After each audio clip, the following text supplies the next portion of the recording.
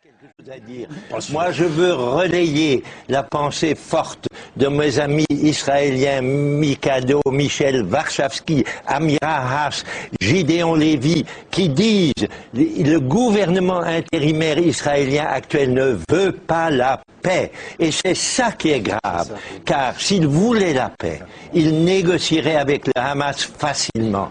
Le Hamas serait tout disposé à revenir simplement aux frontières de 1967. Il l'a dit à des interlocuteurs nombreux. Mais les Israéliens n'ont pas d'intérêt réel pour la paix. Ils veulent garder les colonies, ils veulent garder l'occupation. C'est ça qui est contraire au droit international, aux conventions de Genève. Moi, je suis un défenseur acharné du droit international qui est bafoué par Israël au point maintenant, après ce qui se passe à Gaza, de pouvoir être traité par des hauts fonctionnaires internationaux comme criminels de guerre. Cher Elias, laissez-moi rendre compte d'une chose simplement qui peut vous intéresser tous.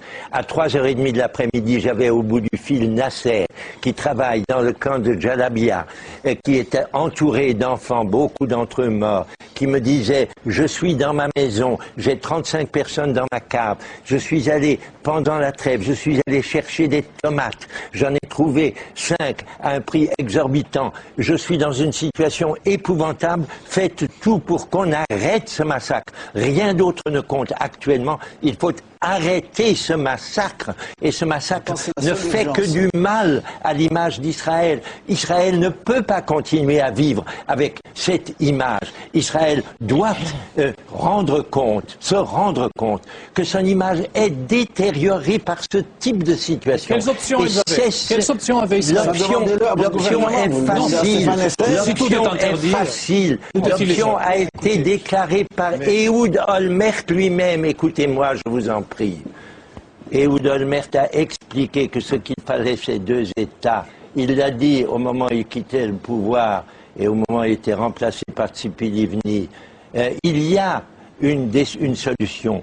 Elle est simple. Elle consiste à retirer l'armée d'occupation de la Cisjordanie et à revenir à ce que demande le Conseil de sécurité, les résolutions 242 et 338, 2 États vivant en partenariat. Il n'y a pas d'autre solution. Il n'y avait pas d'armée avant 67 et il n'y avait pas un État palestinien non plus avant 67. Il y avait un État arabe dans la région qui est aujourd'hui occupé militairement et colonisé par Israël.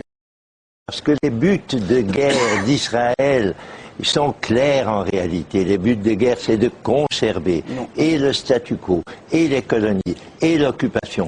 Et pour eux, ce qu'ils sont en train de faire, c'est de se donner l'image de gens qui défendent vraiment à fond la sécurité d'Israël, et ça leur permet de se faire élire en février. Mais ils ne veulent pas la paix. Il faut se le dire. Et les Israéliens qui le veulent, que nous connaissons, que nous aimons, vous et moi, et qui sont des gens merveilleux, qui continuent, Jeff Alper et les autres, à se battre pour aider à une rencontre. Mais ils sont minoritaires. Et ce que disait tout à l'heure, permettez-moi de terminer. Permettez-moi de terminer. Ce que disait notre ami l'Israélien Michaeli, et c'est malheureusement aussi vrai pour Israël. Il disait, chez les Palestiniens, c'est les plus durs qui l'emportent. Bien sûr, dans une situation où on est l'occupé, où on est le colonisé, bien sûr c'est les plus durs qui l'emportent. Mais ce qui est bien plus grave, c'est qu'en Israël, ce sont chaque fois les plus durs qui l'emportent. Et quand il y a enfin un rabbin qui voudrait aller un peu plus loin, on l'assassine. Les Israéliens ne veulent pas d'un partenaire avec lequel ils pourraient négocier. Ils veulent d'un partenaire qui n'a aucune force. C'est malheureusement le cas de Rajava. Un mot d'optimisme. Attention. Ce qui vient de se passer est de nature à rendre des pays comme le nouveau président américain, comme les Européens qui sont en train d'essayer de faire leur force, sensibles au fait qu'on ne peut pas laisser la situation se poursuivre comme elle est. Et pour la première fois peut-être, l'intervention nécessaire, l'intervention internationale nécessaire est là comme une porte de sortie. Cette intervention ne s'est jamais, jusqu'ici, fortement imposée à Israël.